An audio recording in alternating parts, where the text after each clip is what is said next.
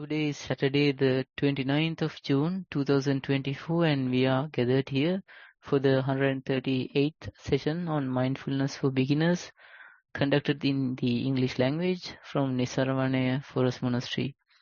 To our great fortune, we have Venerable Sister Rohini joining us into today's program.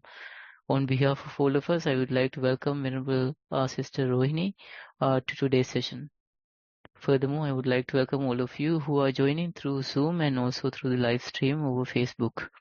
Our program will commence with in-session practice guided by the Venerable Vanaya, and then we will move on to the talk on today's topic, after which we will present the written reports and any verbal questions for Venerable Vanaya's guidance and advice. So to get things started, I would like to invite Venerable Vanaya to commence with the in-session practice. Over to Vanaya. Thank you. Much merit. Hello everyone. To start with, we will do some practice. I think today we are going to do walking, mindful walk. So as to your knowledge, you know by now, the mindful walk is walking mindfully. So you need to have a path to walk. So if you are going to walk inside, the path you are going to choose need to have without any disturbances. So if you come across with the furniture or something, then it will not happen in a nice way, in a good way. So without any distractions, without any disruptions, if you can walk, that is good enough for a walking meditation. So for a mindful walk. So here what we are going to do, usually we walk, every step we walk mindfully. Every step we put or we raise, we know we are raising that step, we are raising that foot, or we are touching the floor, or what is happening within my body. So if you are aware of that, so we can say that person is mindful. So in here, that is not easy thing to do. Why? When we walk, we open our eyes. So we have that kind of, distraction as well. When we see things, the eyes are the most distracted one. So when we see things, our mind distract from our walk to whatever we see. So the eyes and the ears also will distract with the sounds. The sounds are there, we can't stop them. The things are there, we can't stop seeing them. And at the same time, our mind is working so hard with thinking, with emotional things, or just passing by thoughts. So those are unavoidable distractions. So I am not mentioned those things. What I mentioned first, without distraction, means without any furniture or anything to distract you. So when we are walking mindfully, when we walk, so we can anchor our mind in our body. So it can be the foot, can be your hip moving from side to side. So, or the knee, it's bending and it's stretching. So whatever the prominent feeling you can observe right now, that can be the anchoring or primary object. So whenever the mind distract from thoughts, sound, or anything, see, don't worry about it. The worrying is the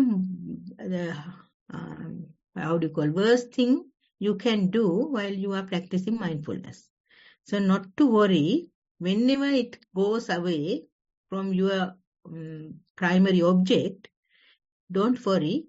And whenever you know that whenever you realize that now I am not with the primary object, then you have two choices. One is you can stay with the sound or whatever you see or the thoughts in mindful way. Or you can bring your attention back to the primary object, whatever you choose as a primary object. So it can be like what is the feeling, how you feel the surface. So likewise. So those distraction will happen. Those we can't avoid. So no, but the thing is not to worry. So we need to understand that worrying is the worst thing we can do. And if we want to keep away those worries, we need to be mindful. So if you find that your mind is drip away, your mind is shifted from your primary object, if you worry, then you lose your chance to bring back your attention to the body. So that is what, even at the everyday life, when you worry, you limit your chance, or you avoid your chance to be mindful. So it will happen in the same way while we are walking. So thinking or keeping that in mind, we will start mindful walk for 15 minutes or so, and see you in 15 minutes time.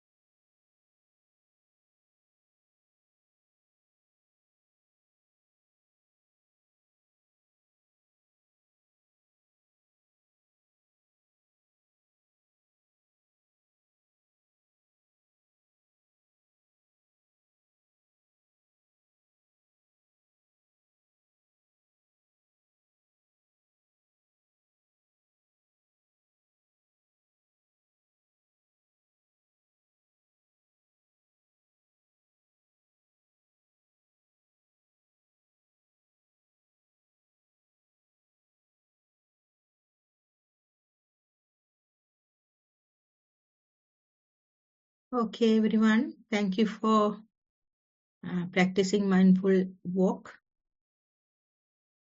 Thank you very much, Okay. Mrs. Okay, thank you, Venerable Manu. And next we have the talk for today's session. I would share the screen for the topic, and I would like to invite Venerable Manu again to commence on the talk for on mindfulness for today. Thank you, Namanta. Today's topic is man suffers from only because he takes seriously what the God made for fun. So the Alan Watts, I think he's a British philosopher. He interpreted the Eastern philosophy for a Western audience. Yeah. Sorry. So that one of his quote is man suffers only because he takes seriously what the God made for fun.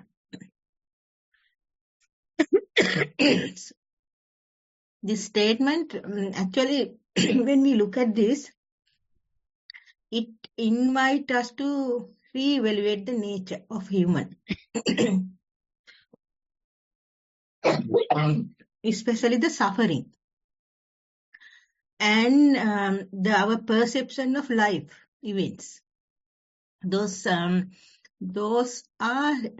actually we need to reevaluate. This statements ask, or this statement invite us to reevaluate. Usually there are two categories of people. Some believe that a higher power created humans. Those creation is to experience the joy and the wonders of life. The others argue that sometimes the suffering is an inherent part of existence. So we suffer, that is a part of existence. So some people believe that. Some people argue that. So, and they say that those argument or those people, they say this existence of inherence of suffering serves as a mean to develop resilience. So we develop resilience through these sufferings. If the life is all about the experiencing joy and the wonders of life, then we can't develop the resilience. So that is the two arguments. If we can see, or if we can analyze these two arguments with our understanding and with our experience, it is very good reason for us to analyze actually. So if we go through this analyzing part, by being joyful and having this perspective, if we say that, okay, the joy and the wonders of life is one side, the suffering and the worries and all the other things are the other side. If we analyze these two sides according to our experience, according to our life pattern and all those things, so one by one I will go through. So for example, if we are in a side of being joyful and having this perspective, that being joyful encourages us to adapt to the light-hearted or very healthy, or we can say very joyful life. And those people detach the approach to life. And also, they cultivate also in a sense of joy and resilience, because they always in a joyful manner. They are always having that kind of perspective. So that people cultivate that inner sense of joy. And they have that inner sense of resilience. they develop or they strengthen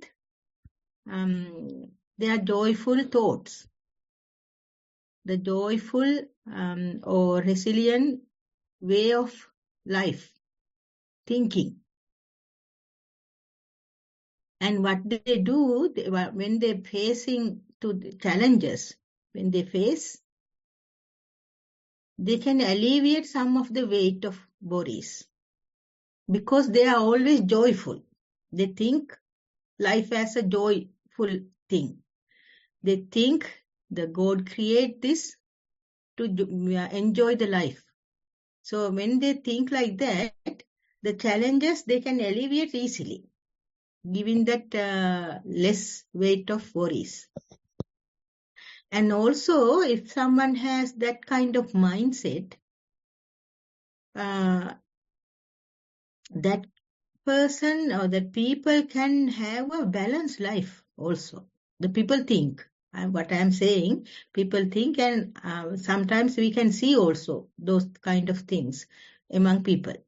So if someone is in a joyful manner, living in a joyful manner, and they are having joyful thoughts most of the time, and they are giving less weight for the worries and those kind like that, so they have a kind of balance and fulfilling lifestyle, we can say.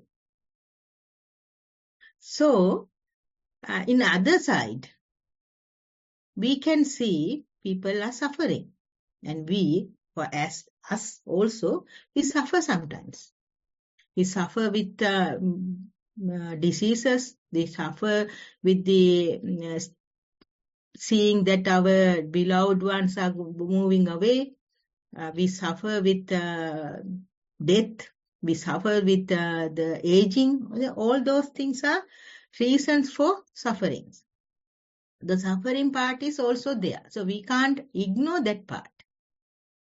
So if we have that kind of tendency that we are always thinking about the sufferings and all those negative thoughts, that kind of people have that tendency to take life too seriously. They think things happen for me only. The things happen for my family. Things happen to my workplace, or my job. Everything we attach to myself or to my family or to my friend. Or the mine is there, so we attach everything. We have an attachment. Because of that attachment, we have a tendency to take life too seriously. So frequently we think like that. Frequently, again and again, whatever happen, that the person who is always looking at in that perspective, they think everything happened to me. All those things happen in negative way. So these negative bias thoughts turn away the joyful, positive part of the life. So if someone is having that joyful life and enjoying the life without thinking any sufferings and anything, and it is the one side of the life. Some people are in the other side. They are always think about the suffering. They always think about the seriously think about the incidents or day-to-day things. They think it is happened only for them. Likewise, it's negative biased thoughts are there. And those people miss that inherent playfulness. The playfulness is also there. So that when we are thinking all the time in the negative way, and when we are thinking all the time about all the sufferings and all, then we miss that inherent playfulness. Also, we mostly entangle with the stress, anxiety, and sufferings and all those things. So what is happening? They fail to recognize, they fail to understand the transient and random or unpredictable or various existence. So they don't understand that. So they think always the suffering is there and all the time I face suffering. So they can't see that the unpredictable way that is changing. So because of that, those people, the negative bias people, they suffer a lot. They suffer more than the other people. If someone is taking things in relaxed manner, things they see in a detachable way, they are not attached to that. If something happen, okay, that is happen, and okay, the consequences are there, so I have to face the consequences. So okay, I am facing it, and that's all. So some people are like that, but some people are not like that. They take life as a very serious thing, and they approach all the life events as in a serious manner. So that is two side of our life. So if we can incorporate this playful perspective into our daily life, so if we can do that, so then I think we can transform our experiences or relationships into less suffering pattern, less suffering life pattern. For example, I can say, if there is a conflict, we can approach that conflict with a sense of humor. Or we can approach that conflict with the openness. If there is an openness in a conflict or in a very troublesome matter, so when we have that openness can diffuse tension, reduce tension.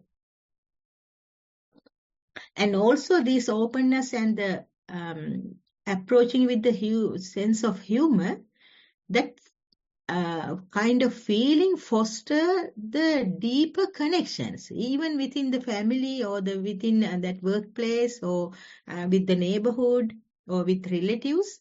That connections are getting deeper and deeper because every time we approach with the sense of humor. Every time we approach with the openness is there. When those things happen, we are not like a negative bias person. Then we think in a different angle. Every thing, every matter, every incident has a very different angles to see. If we can open enough to see those things, then we will not suffer like that. So if we are not open enough to see that, the other corners of the matter, other corners of the conflict, then we are entangled with our thoughts, entangled with our negative thoughts that will always make us more and more suffer. And the other thing also I can say, if we are capable of viewing a failure as an opportunity for growth, then that is also a positive way of thinking about the life. Even a devastating event may be. It is a very stressful event may be. But still, if we can see it is as an opportunity for growth, then there is a encouragement. There is a some way of encouraging our resilience or optimistic outlook. So for those, whatever I said, we can't do it in all of a sudden. We can't do it. If I am a negative biased person, if I always look at things in a negative way, then all of a sudden I can't change. So to change myself, I need to practice. What we need to practice? The mindfulness is a good way of practicing, a good way of avoiding this kind of negative biased thoughts or the suffering. Why? Because mindfulness is focusing on one thing at a time. And whatever you do right now, you are focusing on that. So your mind is with right now. It's not dwelling with past, or you're not worry about the past, or not fear about future. So the mind, if the mindfulness is there, you are living right now. Usually when we have when we worry about the past or the future, or when we have dreams or about future, then we have kind of suffering we develop within us because of that. So when we have that kind of suffering, that means we are not mindful. That means we are not in that right moment. So instead, if we are practicing mindfulness, if we focus on, okay, when we, right, just before we did mindful walk. So likewise, we practice mindful walk. Time to time we practice. And time to time we practice mindful sitting. And time to time we try to be a mindful person while we are doing other work. Having bath, having brushing teeth, having a snack. So likewise, we can be mindful. So every time when we try to be mindful, that our focus is in a present moment. So we are not worrying, and we are not fear.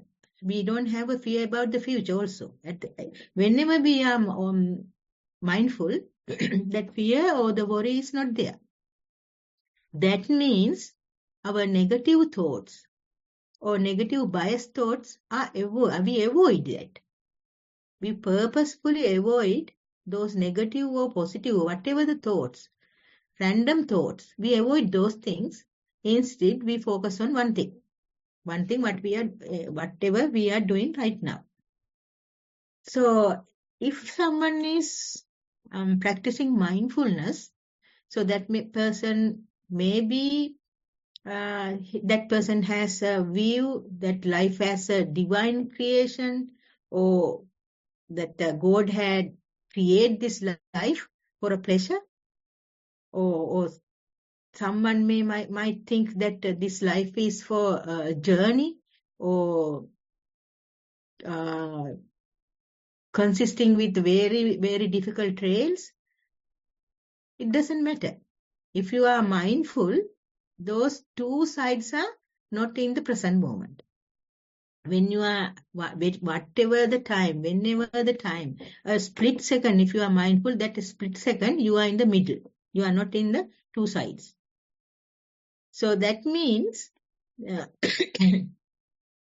if you are mindful, that mindfulness encourages us to have a meaningful, balanced life. How? That it is fostering our sense of peace. And all the time when we are mindful, we accept. If we are just before before we start this program, we had a talk with Namant. I had a talk with Namant. So that question was about what we'll do if there is if we are not having any peaceful environment to practice. So then what we discuss is, whatever the environment is peaceful or not peaceful, it doesn't matter as long as we are mindful.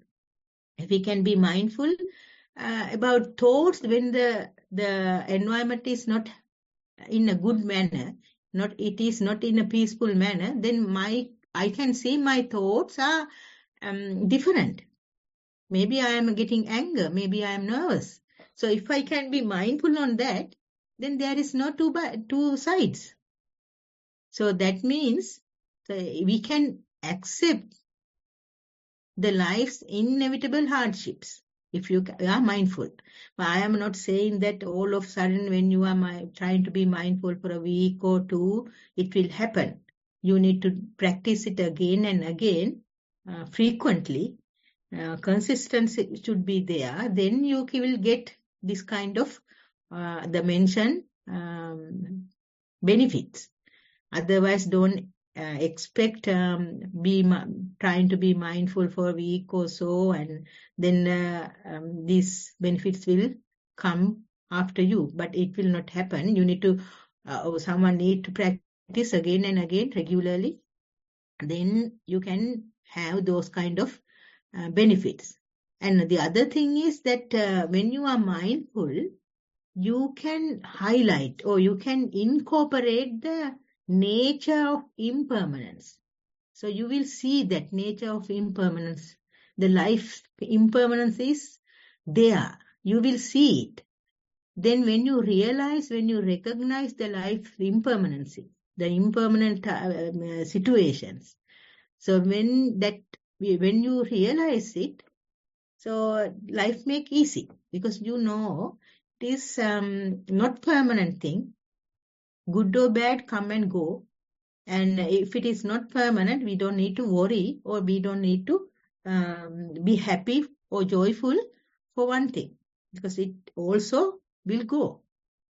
So that highlighting or that the knowledge is there when you are mindful. Also, you can see that the changing nature. Diseases also come and go. So all the bad things are come and go. They are not permanent. They are not keeping you all the time unless you are keeping it. So if something happened and you get sad and you can keep it again and thinking about it again and again, you can keep it. But also, if you are mindful and you can avoid it, thinking about it. And instead, you can be mindful of something else. So by doing that, you can avoid that the negative biased thoughts or negative thinking or the ruminating thinking, whatever it is, you can avoid it. So if you are like that, if someone is like that, then that person will see a simple things to be joyful. You will find a joyful thing. It is a very simple thing. Maybe you can look at a flower pot and that flower pot is blooming. So you will find the joy in there. But if you are in a worry mood or if you are thinking of something happened yesterday or something will happen tomorrow or something like that, then you will not see that happiness while looking at the blooming of flowers. So likewise, there are many, many things we miss. Many, many things we overlook because of our overthinking of seriousness about the life.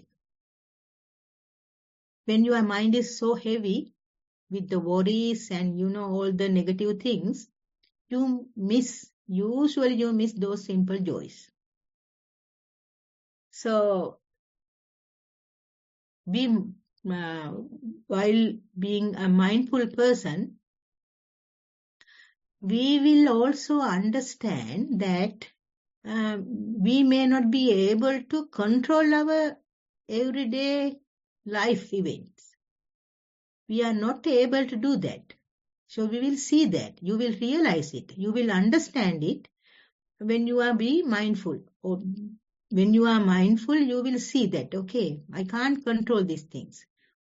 I am not able to control or I am not able to judge these things. But in the same time, in the same way, you will realize that you have a power to change the attitude towards that incident. You can change the attitude. You can choose what kind of attitude I will put in that to that incident, to that matter. So the attitude is the thing keeping you as a warrior or the sufferer or joyful person. So we can change all the time this attitude. To change that, you need to understand what kind of attitude you are having right now. So for that, you need to understand or you need to be mindful for the right moment or the present moment. When you are in the present moment, you can see your attitudes are changing. So when you can see it, when you can understand it, when you can focus on that, you can choose the right attitude to be a joyful person, or to without having any worries. And also we can say that in that manner you can re-evaluate the life or challenges. So you can cope with sufferings. You can understand the path to make sufferings, and you can understand to avoid the suffering also. How? Trying to be mindful. And those sufferings you can alleviate actually with the breaking of that cycle of negative thinking, or ruminating, we say rumination.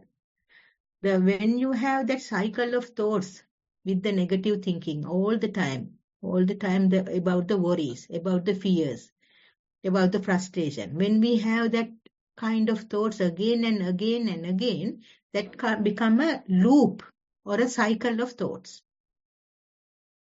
So if we can break that cycle or negative thinking or the rumination, so you can alleviate that suffering. To do that also, you need to code that loop of worrying. You need to code that loop of thinking about the past, or thinking about the unpredictable future.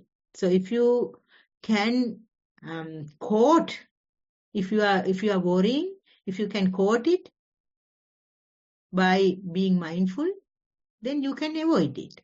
Then you can break that chain of thought, or you can break the cycle of thought. So in that manner, you can be a joyful person. You can be a less suffered person. Also, the other thing is when you are mindful, you encourage all the time to anchor your mind in one thing. It is in the present moment.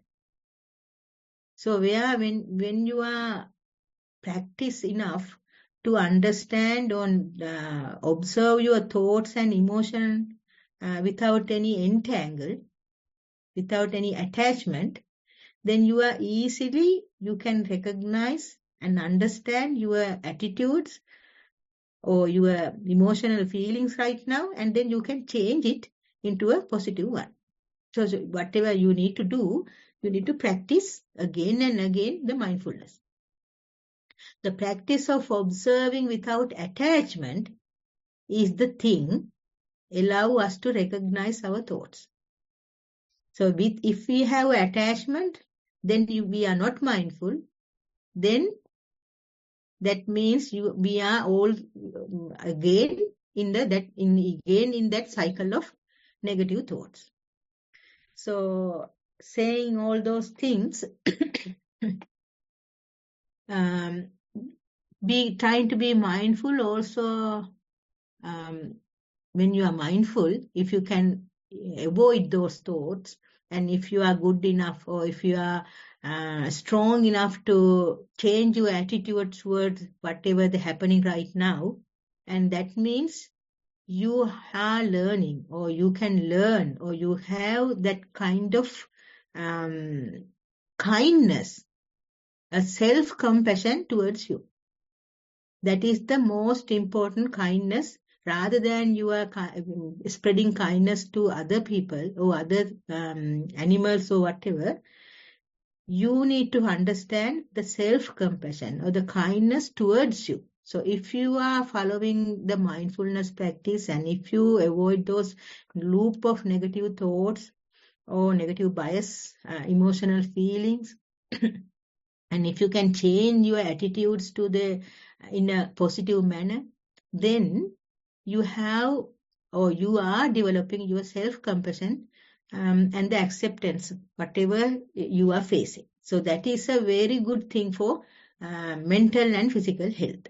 So whatever according to this discussion and according to this topic, I wanted to tell, or I wanted to discuss is to reduce our sufferings and to cultivate more empathetic and compassionate outlook towards others, and to have a self-compassion and acceptance who you are, and you need to practice mindfulness regularly, daily basis, at least 30 minutes or 1 hour, or if you can't find time for 30 minutes or 1 hour, at least 5 minutes per day, and that in that way you will develop your self-compassionate and the acceptance who you are, and then through that you can avoid the bad or negative biased thoughts and emotions. In that way, time to time, you will practice the joy, the sukhi attanam pariharami. So you will enjoy your life. In that manner, you can spread your kindness, you can spread your compassion towards other people and other world in a harmonious and understanding way. So thank you for listening. Over to you, Namanta. Thank you very much, Manu, and many minutes for an excellent and in-depth talk on how to watch your mind and achieve great things in this way. Next, we have the question and answer session coming up, and I would like to invite Anupama to commence the session, and I will share the screen for the introduction to beginners. Over to you, Anupama. I will share the screen. You're on mute, Anu. Hello, can you hear me now? Okay. Hello, everybody. Nice to be with you again, and thank you, Manu, again for a wonderful and insightful talk. I will proceed by reminding everyone about the guidance for mindfulness for beginners. Most of you are familiar with this, but for the benefit of those who would like a reminder, I shall proceed. So we start off by advising you to watch certain instruction videos on mindful walking and sitting practice. You can see the link on the screen as shared to you by Namanta. He has also posted that in our chat. Once you have watched these videos with the instructions, the advice is to allocate a small time daily to start practicing mindful walking and sitting. Continue this training for a few days until you have completed at least 2 hours of each practice in total. Once you've completed the 2 hours, the next step is to write down your experience. This is in a form of a reflection report, either in the form of a question or statement. You can write your mindfulness training experience under titles such as mindful walking, mindful sitting, or mindfulness in daily practice or daily activities. You can describe what you felt during these activities. For example, what was your posture like when you were sitting? Any prominent sensations that you felt, for example, when you're walking? What was the texture of the ground, pressure points on the soles? How did the body weight shift from one leg to another, etc. Similarly, in the sitting position also, you can comment on these sensations as well as the incoming and outgoing breath at the nostrils and the movement of the abdomen, for example, with the breathing. Once you've completed the report, you can submit it either using the Google form, the link is in front of you and in the chat, or send it to us via email, beginnersenvy@gmail.com. So continue your mindfulness practice, and our kind Bhantes will listen to your reports when we read it to them and give you feedback accordingly. And all past sessions have been recorded and are available on the Nissarana Vanaya link that is also shared on the screen in front of you. So that is the end of the Mindfulness for Beginners guide. We will move on to reading the first report of the day. So we start off by mindful sitting. Sat on the low stool. Took few deep breaths. Body relaxed into the sitting position. Sensation of natural breath felt near nostrils. Attention was mostly with rhythm of breathing. Thoughts arose and passed away without proliferation. Release of mental tension felt. Sense of ease experienced both in body and mind. Subtle breath noted, which broke up into what felt like a series of mini breaths. Could not distinguish in and out breath well. Calmness felt. Prominent breath returned. Sat for 50 minutes. Mindful walking. Walked on the pavement with shoes on. Attention was on feet movement. Not distracted by sights or sounds. Attention moved between feet movements and weight shifting. Thoughts arose and passed with no disturbance. Body continued to walk. Little expectations from the walk and a calm feeling experienced. Walked for 40 minutes. Mindfulness during the day. There was an event last week that showed the practice is influencing behavior. Email from work copied to the group, querying the damage to an antique tabletop. No reply seen. Remembered how a couple of days before a client's glass of water spilled on the table. It was quickly wiped off and no damage seen at the time. Since receiving the email and remembering the incident, a reply was sent explaining what happened and asking what needs to be done to resolve it. Email reply was very generous, thanking the honesty and no need to repair, which they will investigate, and to use a mat when glasses of water kept on that table. The thought of staying quiet did cross the mind a couple of times, but that did not feel right, and the option to tell the truth was chosen. However, more deep-rooted behaviors need more time and patience to shift. Reactions happen before the pause of mindfulness has arisen. For example, automatically disagreeing with some family members, simply out of habit, is hard to change. Like the mind and body acting like a robot with an internal program would. In day-to-day activities, the awareness is prominent for longer. For example, reaching up to a cupboard, noticing the heels lifted and body balancing on toes, also noting feet movements when walking out the door. Smoothness or hardness or temperature of household items when lifting or holding these are easy to note without much effort. Dear Bante Manu, look forward to your valuable feedback.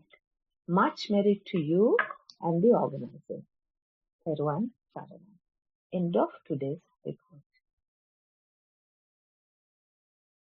Thank you, Anupama.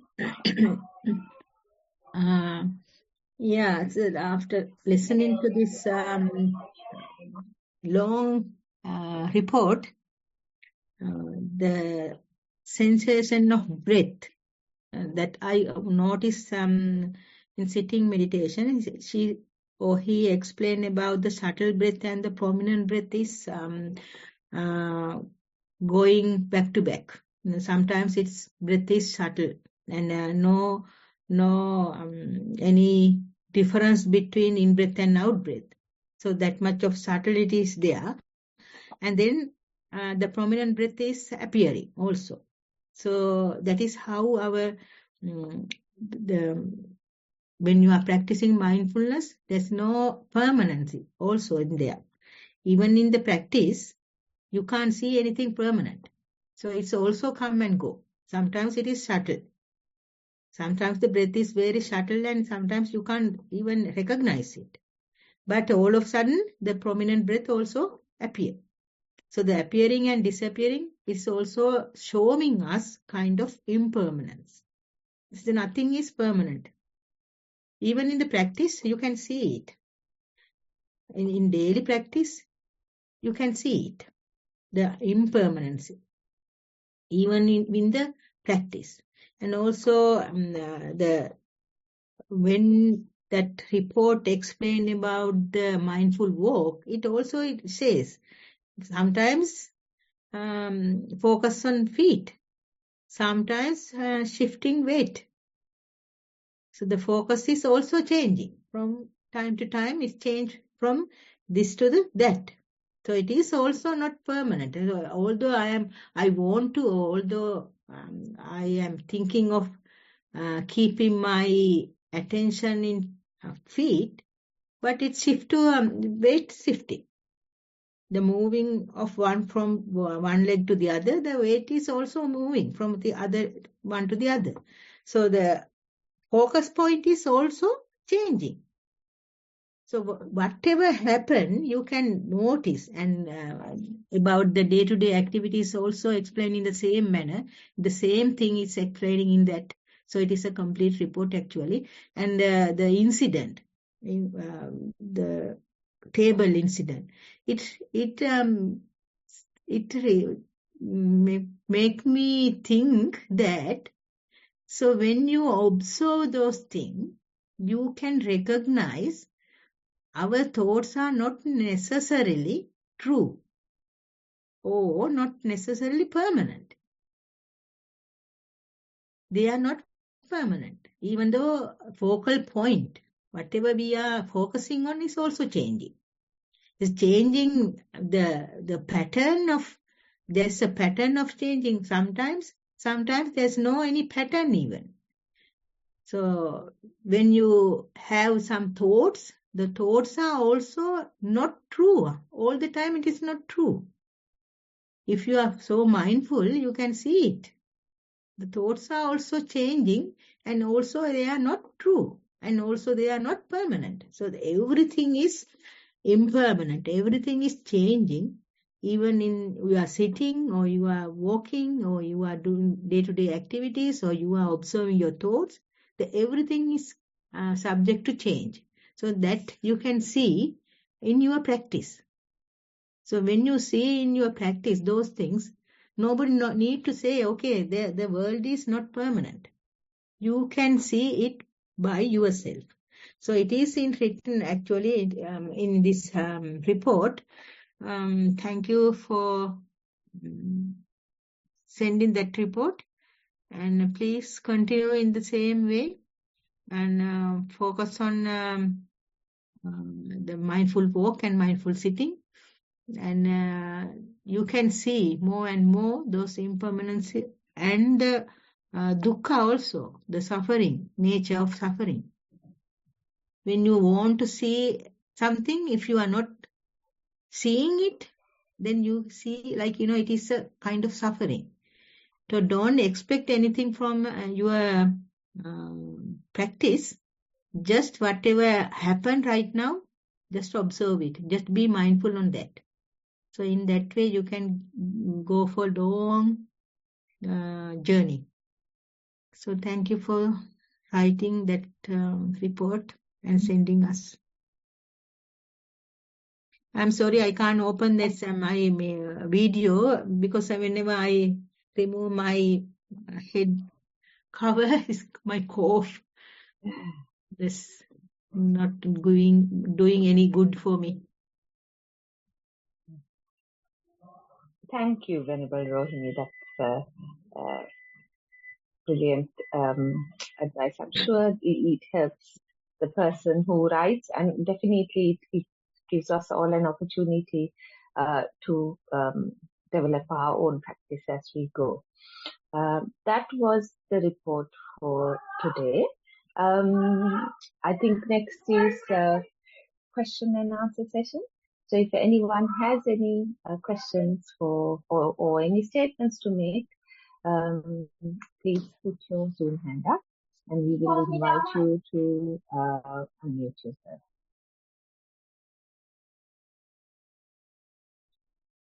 I don't see any hands up for the moment. I just have some something to say, Venerable Rohini. I mean, I really identify with the notion that adversity or suffering in life I feel it's really needed for us to spiritually progress or evolve.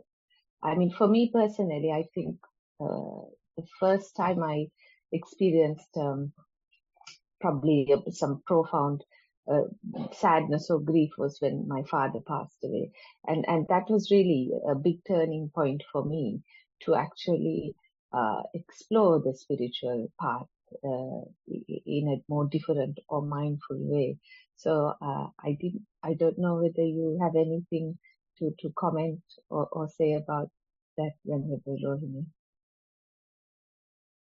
Yes, that the suffering is there. Without suffering, there's no life actually. Only I think maybe according to Buddhism, if I say only the Arahat, the fully enlightened one, will have the not suffering life. So everybody else, we are entangled with something. We are entangled with worries or desires. So mostly when we are entangled with worries, we suffer a lot. And unfortunately, we like it. That is our nature. That is the nature of our brain. So if you can read that, there's a book called Buddha's Brain. In there, the writer explained, we have chemical in our brain that accept mostly accept or like to develop or like to entangle with sad thoughts. Whenever sad thing happen, we like to remember it or remind it or thinking about it again and again. So that is how we suffer more. According to our topic also, that means, okay, things happen. The relatives will pass away and something will happen to me also, maybe break my leg or something. You can't predict the future.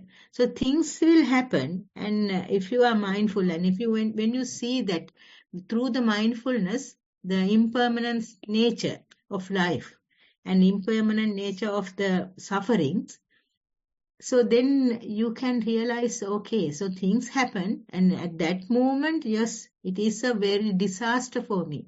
Passing away my close relative is a very painful experience. But if we want to think it again and again about that person's past, how we live with him or her, there are many memories with that. So those memories are making you again and again the unhappiness. Again and again that worry is coming with the memories. So if we can transcend or if we can change those memories to good things, sometimes we think about the deceased person or dead person. Okay, I couldn't do this and I couldn't do that. So at that time he said or she said so, but I couldn't reply to it. There are all those, mostly, I'm not saying all the time, but most of the time we entangle with those thinking pattern. We entangle with that loop of or cycle of thinking in a negative bias. But instead, if we can change that or if we can break the cycle into a positive one.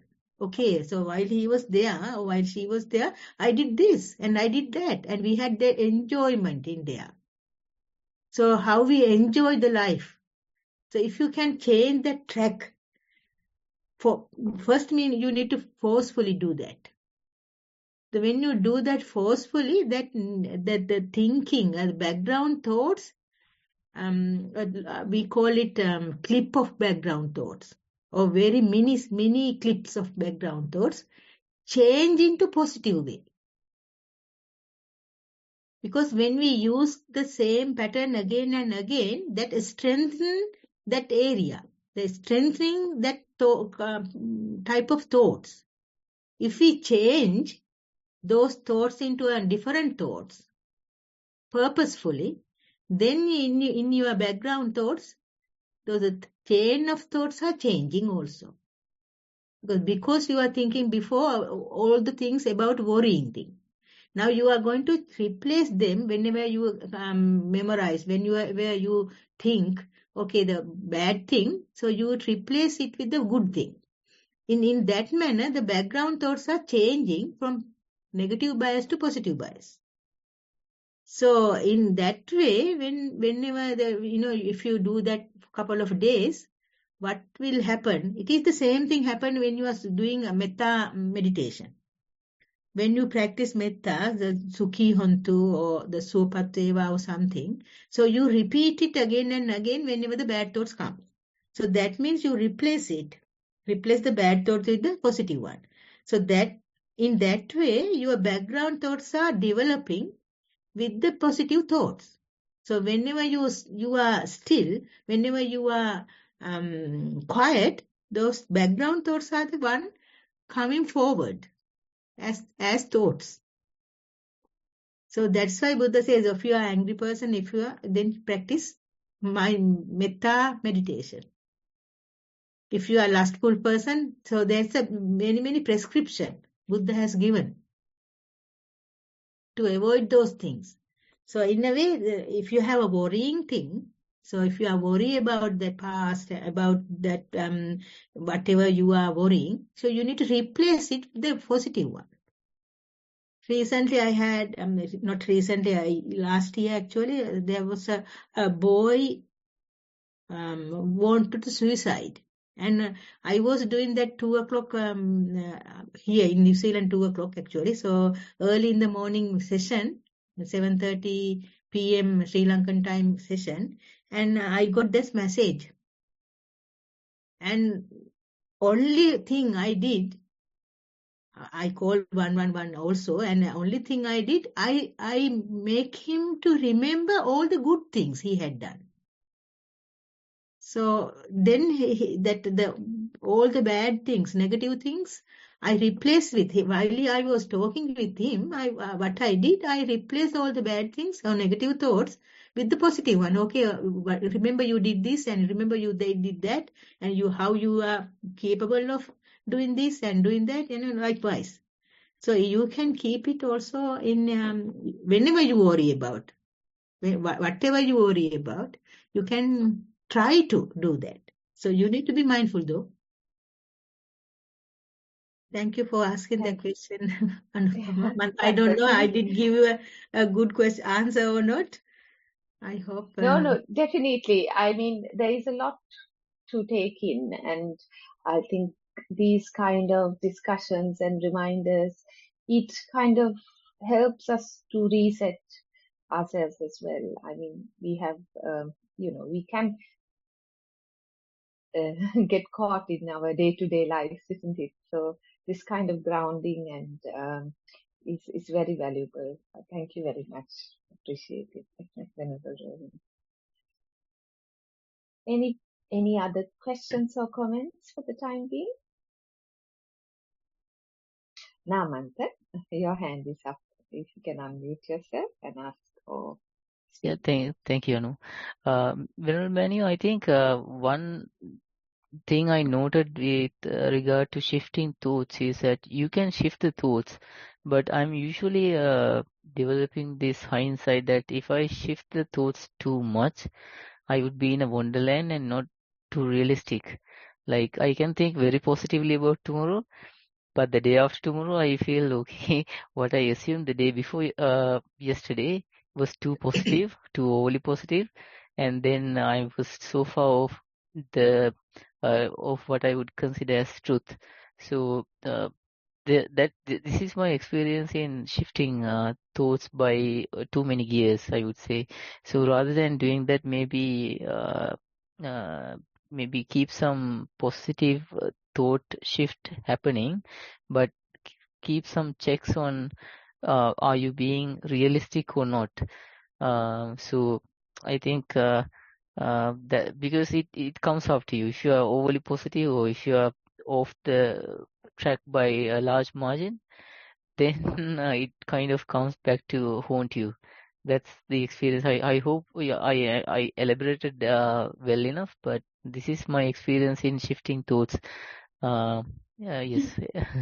That's a Just good comment, Namanta. So what is wrong in there is, I'm not saying you are completely wrong, but what is wrong is you are not realistic when you are thinking all the time positive way. But what I said is when you have that loop of thoughts that bothering you, the cycle of thoughts are coming, all the time. Like Anupama said, the passing away of a relative.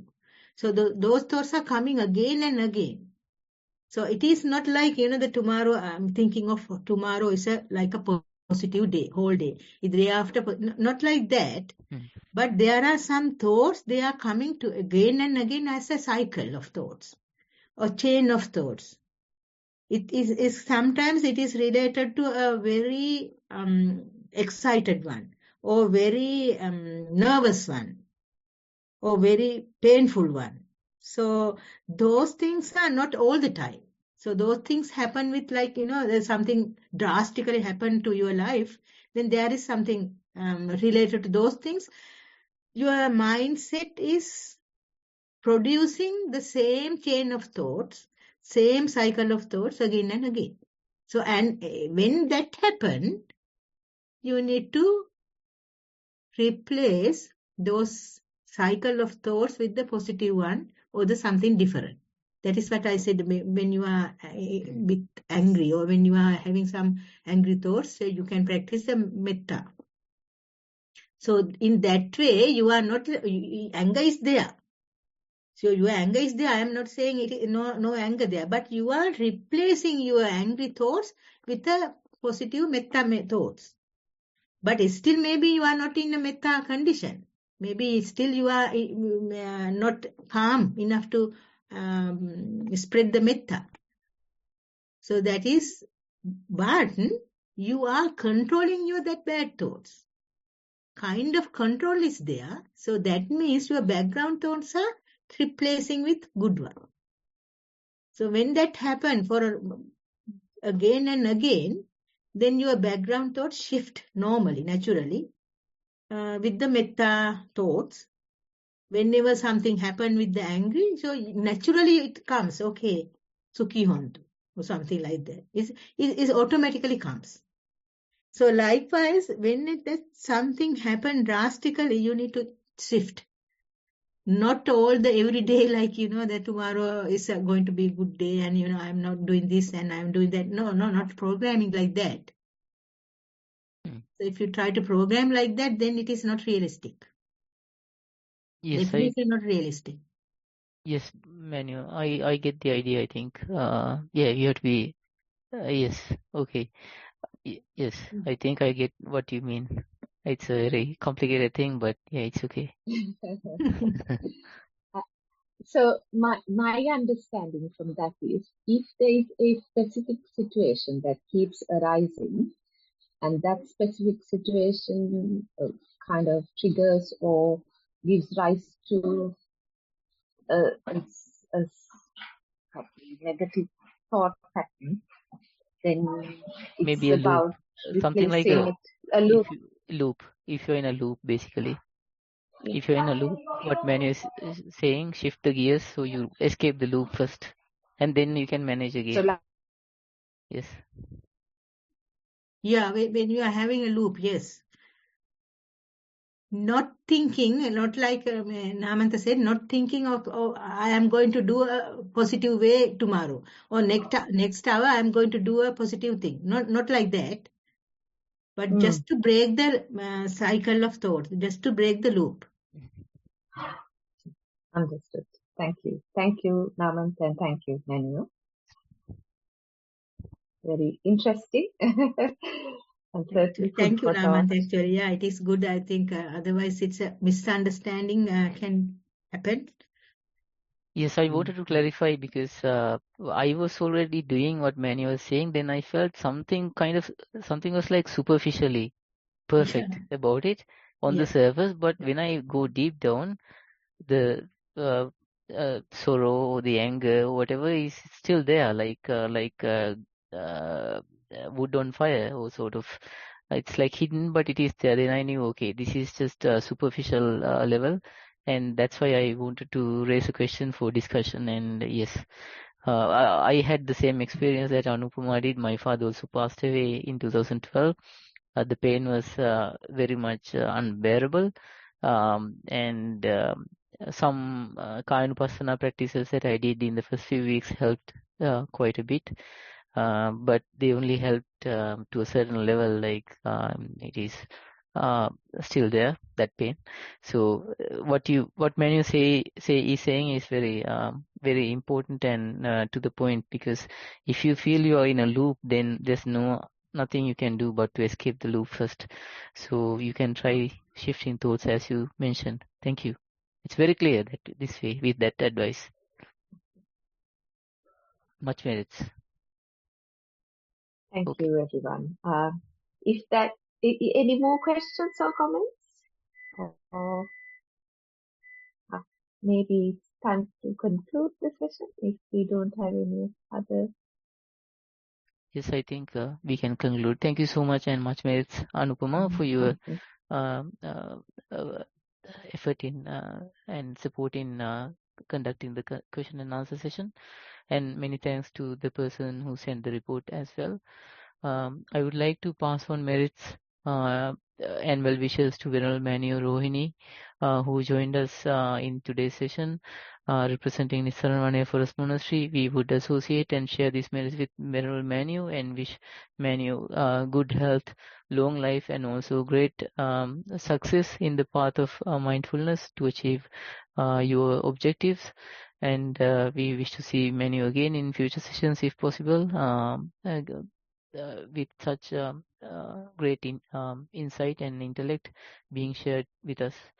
Furthermore, I would like to share all the merits gained with the Most Venerable Bhante Udahiregama Dhammajiva Mahathero, the Chief Abbot of the Nissarana Forest Monastery, for requesting this program to be initiated and for supporting the program with valued resources from the Forest Monastery. We wish him all the best in his endeavors, and also wish him good luck and great health in this in all his work. I would also like to share merits with all the wonderful organizers who are behind this program, the lay person organizers who are working hard on certain aspects of the program.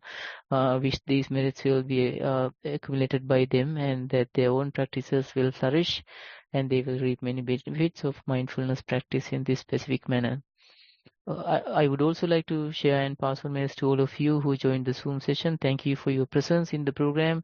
Time is a very valuable entity these days, and you are committing 1.5 hours of your valued time for this program. Thank you, and many merits to you. Because of you, we are running the program. Thank you for bringing your presence to the program over Zoom and also possibly on Facebook live stream as well.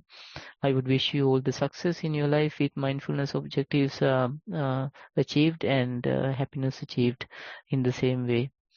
So the program will commence again same time. That will be Sri Lankan time 1 p.m. wherever you are located geographically in the world. And we will have a similar format of the program. Venerable Bhante or Venerable Manu will be on the program presenting much valued insight.